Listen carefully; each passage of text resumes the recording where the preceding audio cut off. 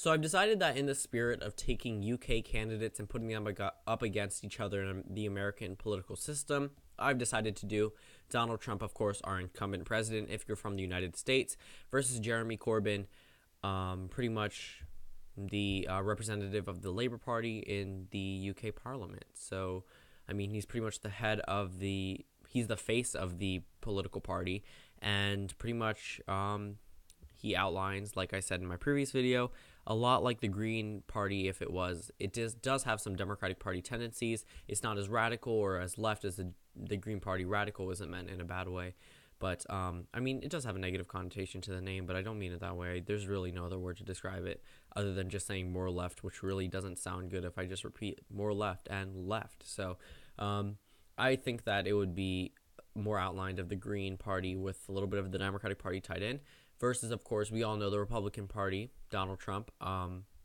pretty much outlines what they believe in now, considering he is their president. We're going to go through the electoral map. Again, American voters are very partisan, so don't expect states like Washington, Oregon, or California to flip. I've seen comments where people have suggested things like Trump will carry New York because it's his home state. Well, that's not how it works anymore. I don't think it ever worked like that. Actually, maybe back in like the 90s or the 80s even, when Ronald Reagan sweeped every single state except for Minnesota. So, you know, maybe back then it was possible, but now it's just really not possible, which is why I already gave the Northeast to Jeremy Corbyn and the state of Illinois. Now, as for a Trump victory, you know, I see Trump carrying a number of these states. I think he would do pretty well. I don't know about Nebraska's second just yet. I haven't given it much thought. But over in the South, I don't see a possibility for a Corbyn victory. Why do I keep misclicking states? That's interesting. Georgia, Arizona, still see it going for Donald Trump, although they could become closer than you might think. Still think it would go for Donald Trump. Now up in the Northeast, I think Corbyn could actually do very well. I think he would carry every state in the Northeast, including Maine's 2nd Congressional District. Now, my reasoning behind that is I think his more progressive policies would outline someone like Bernie Sanders, and he would better appeal to these Northeastern voters, just as Bernie did in the Democratic primary and Hillary Clinton failed to do in the state of Maine in the 2nd district, because, I mean, she didn't give it much attention, number one, and number two, Donald Trump really appealed to the rural voters, but Democrats have been doing that for ages. I mean, this is one of the few times, I think it may be even one of the first times it's ever flipped, and that's pretty monumental. I mean, not many people gave it much thought after the 2016 election. They were too focused on the Rust Belt, but they're realizing that the Democrats are losing control of states like New Hampshire, states like Maine, and it's going to come crashing down on them if they don't give it much more attention.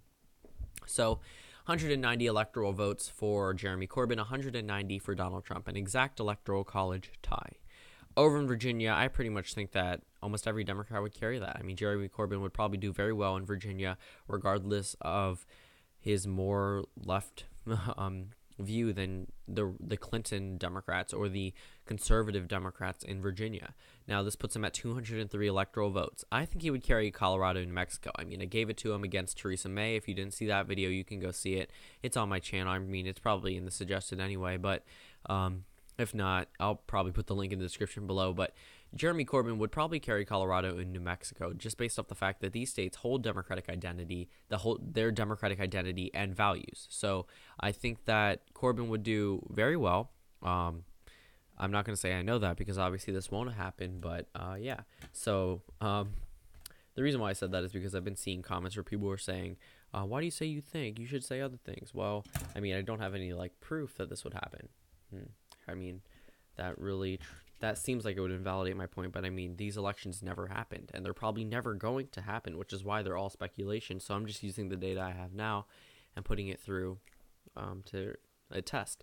So 217 electoral votes for Jeremy Corbyn, 190 for Donald Trump. Now let's go over to the state of Nevada with their 6 electoral votes. Pretty interesting, right?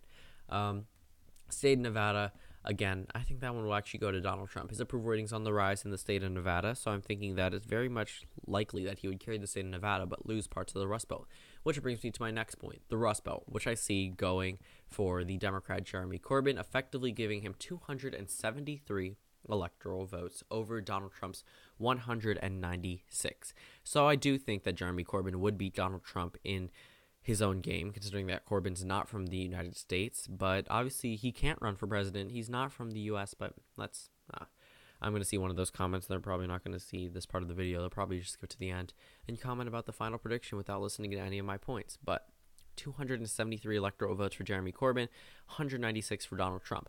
I think Trump would pretty much carry the remainder of the states. I don't see Corbyn doing that well in states like Florida, North Carolina, Ohio, and Iowa. Florida, that one I could see him winning, but against Donald Trump, he's a little bit more well-known. Actually, he's more well-known. He's our president, and he's from the United States, but taking that out even, I think that he could better do in corralling the conservative base. I think that he wouldn't push them away the same way someone who isn't a true conservative or a true American conservative at heart might push the base a little bit away. And I think that since he was the president under these shootings, it may look bad at him for now, but if he's able to unify the country behind it under his name, and it's not some other candidate where this didn't happen under and they don't experience the same things that the president might experience, I see Florida going for Donald Trump by a narrow margin. I think it'll be like 0.2% or 0.3% like the 2012 election.